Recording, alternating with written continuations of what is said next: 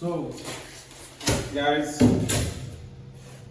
I'm trying to take you around the whole project of this house, what to use. Let's start from the security doors.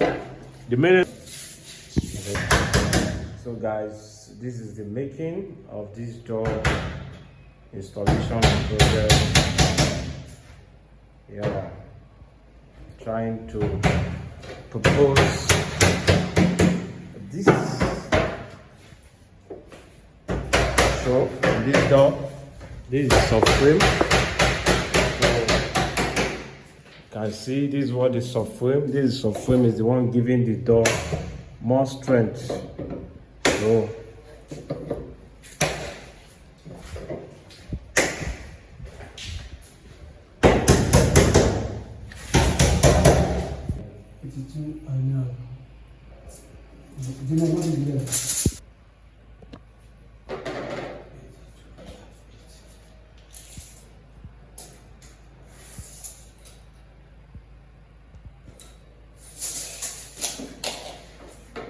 tí bá ti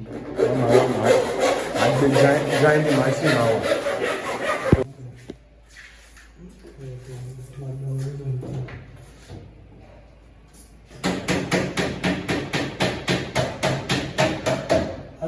Yeah.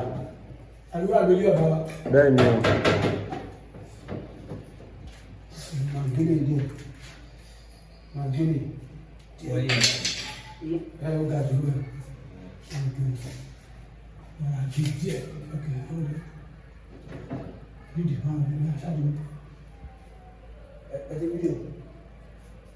Bẹ́ẹ̀ ni o.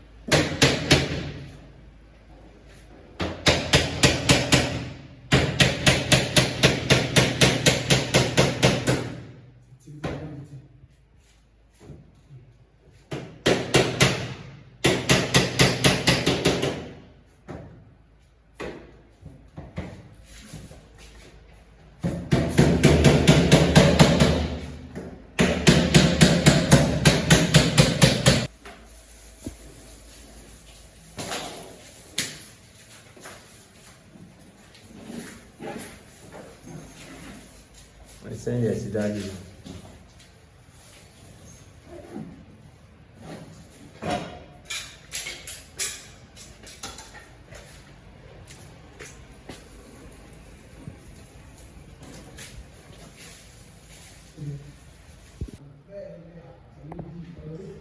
So guys, we have been able to achieve